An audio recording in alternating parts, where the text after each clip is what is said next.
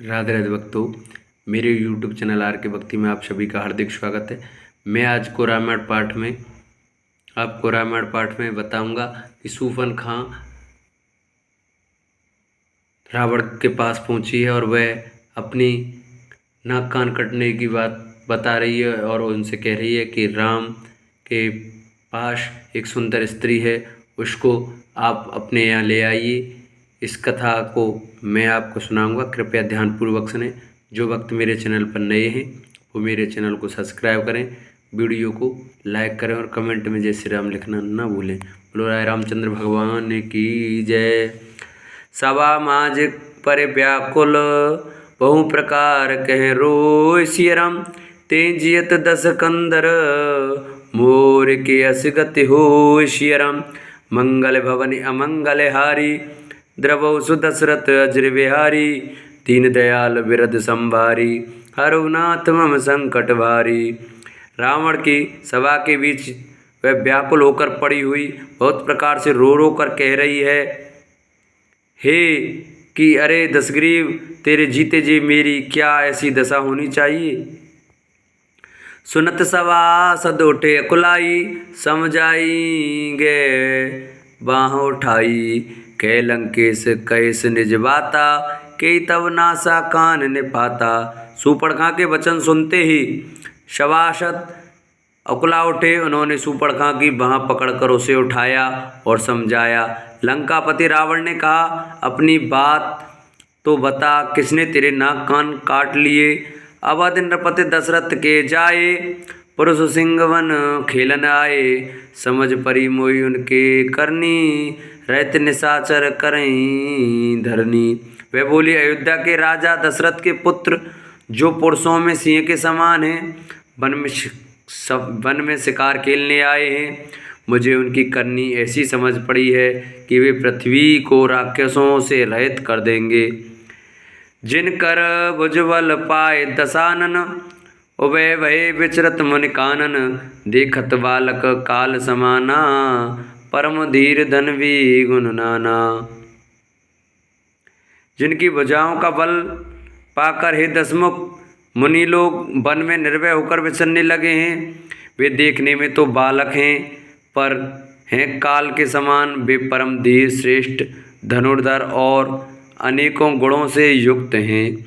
अतिरिक्त बल प्रताप दो भ्राता, खलवद रत सुन मुनि सुखदाता। शोभा धाम राम असनामा, तिनके संग नारी एक श्यामा। दोनों भाइयों का बल और प्रताप अतुलनीय है। वे दुष्टों के वध करने लगे हैं और देवता तथा मुनियों को सुख देने वाले हैं। वे शोभा के धाम हैं, राम ऐसा उनका नाम है। उनके साथ एक तरुणी सुंदरी स्त्री है। रूप रास विद नार सवारी, रथ सत्य कोट तास बलिहारी। तासु अनुज काटे श्रुति नासा, सुन तब भगिन करहीं परिहासा। विधाता ने उस स्त्री को ऐसी रूप की राशि बनाया है कि 100 करोड़ रति कामदेव स्त्री उस पर न्यौछावर हैं। उन्हीं के छोटे भाई ने मेरे नाक कान काट डाले हैं। मैं तेरी बहन हूँ यह सुनकर वे मेरी हंसी करने लगे। खरदूषण सुन लगे पुकारा, क्षण महु सकल कटक न मारा। खरदूषण त्रिसरा कर घाता, सुन दस शीस जरे सब गाता। मेरी पुकार सुनकर खरदूषण सहायता करने आए, पर उन्होंने क्षणभर में सारी सेना को मार डाला। खरदूषण और त्रिसरा का वध सुनकर रावण के सारे अंग जल उठे। सूपन कहीं समझाए कर, बल बोले से बहुबात सियरम। गयऊँ भवन अति सोच बस, नींद परई नहीं रात सियरम। मंगल भवन अमंगल हारी, द्रवौ सुदशरथ अजर बिहारी। दीन दयाल विरद संभारी, हरनाथ मम संकट भारी। उसने सूर्पणखा को समझाकर बहुत प्रकार से अपने बल का बखान किया, किंतु मन में वह अत्यंत चिंतावश होकर अपने महल में गया। उसे रात भर नींद नहीं पड़ी। सुर नर असुर नाग खगमाही, मोरे अनुचर कह को नाही। खरदूषण मोई समबलवंता, तिन्हीं को मारई बिनु भगवंता। वह मन ही मन विचार करने लगा, देवता, मनुष्य, असुर, नाग और पक्षियों में कोई ऐसा नहीं जो मेरे सेवक को भी पा सके।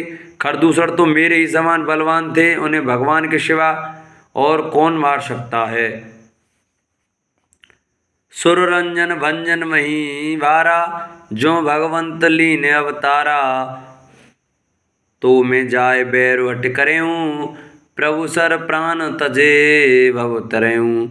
देवताओं को आनंद देने वाले और पृथ्वी का भार हरण करने वाले भगवान ने यदि अवतार लिया है तो मैं जाकर उनसे हठपूर्वक बैर करूँगा और प्रभु के बाण के आघात से प्राण छोड़कर भवसागर से तर जाऊँगा।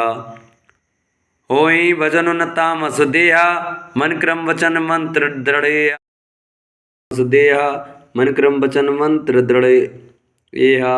जो नर रूप भूप सुत को, हरे हरे नार जित नर देऊं। इस तामस शरीर से भजन तो होगा नहीं, अतः मन वचन और कर्म से यही दृढ़ निश्चय। और यदि वे मनुष्य कोई राजकुमार होंगे तो उन दोनों को रण में जीतकर उनकी स्त्री को हर लूँगा। चला अकेला जान चढ़े तहवा, बस मारी सुंद टट जयवा। यहाँ राम जस जुगत बनाई, सुनो मासो कथा सुहाई। यों विचार कर रावण रथ पर चढ़कर अकेला ही वहाँ चला जहाँ समुद्र के तट पर मारीच रहता था। शिव जी कहते हैं कि हे पार्वती, यहाँ श्री रामचंद्र जी ने जैसी युक्ति रची वह सुंदर कथा सुनो। लक्ष्मण गए बनई जब, लैन मूल फल कंद सियरम। जनक सुतासन बोल व्यस, कृपा सुख वृंद सियरम। मंगल भवन अमंगल हारी, द्रवौ सुदशरथ अजर विहारी। दीन दयाल विरद संभारी, हरउनाथ मम संकट भारी। लक्ष्मण जी जब कंदमूल फल लेने के लिए वन में गए तब अकेले में कृपा और सुख के समूह श्री रामचंद्र जी हंसकर जानकी जी से बोले, सुनो प्रिया व्रत रुचिर सुशीला, मैं कछु करव ललित नरलीला। तुम पावक महु करो निवासा, जो लग करो निशाचर नासा। हे प्रिय, हे सुंदर पति पातिव्रत धर्म का पालन करने वाली सुशीले, सुनो मैं अब कुछ मनोहर मनुष्य लीला करूँगा। इसलिए जब तक मैं राक्षसों का नाश करूँ तब तक तुम अग्नि में निवास करो।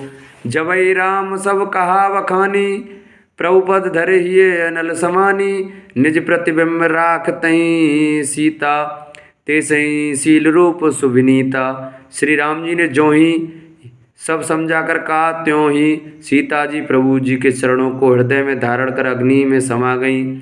सीता जी ने अपनी ही छाया मूर्ति वहाँ रख दी, जो उनके जैसे ही शील स्वभाव और रूप वाली तथा वैसे ही विनम्र थी। लक्ष्मणों ये मर्म न जाना, जो कछु चरत रचा भगवाना। दसमुख गयऊँ जहाँ मारीचा, नाय मात स्वारथ रतनीचा। भगवान ने जो कुछ लीला रची इस रहस्य को लक्ष्मण जी ने भी नहीं जाना। स्वार्थपरायण और नीच रावण वहाँ गया जहाँ मारीच था और उसको सिर नवाया। नवनी नीच के अति दुखदाई, जिम अंकुश धनु रघु बिलाई। भयदायक खल के प्रियवानी, जिम काल के कुसुम भवानी। नीच का झुकना नम्रता के अत्यंत दुखदायी होता है, जैसे अंकुश धनुष, सांप और बिल्ली का झुकना। हे भवानी, दुष्ट की मीठी वाणी भी उसी प्रकार भय देने वाली होती है जैसे बिना ऋतु के फूल। कर पूजा मारीच तब सादर पूछी बात सियरम। कवन हेतु मन व्यग्रत, अक्सर आयु तात सियरम। मंगल भवन अमंगल हारी, द्रवौ सुदशरथ अज्र विहारी। दीन दयाल विरद संभारी, हरउनाथ मम संकट भारी। तब मारीच ने उसकी पूजा करके आदर पूर्वक बात पूछी, हे तात, आपका मन किस कारण इतना अधिक व्यग्र है और आप अकेले आए हैं।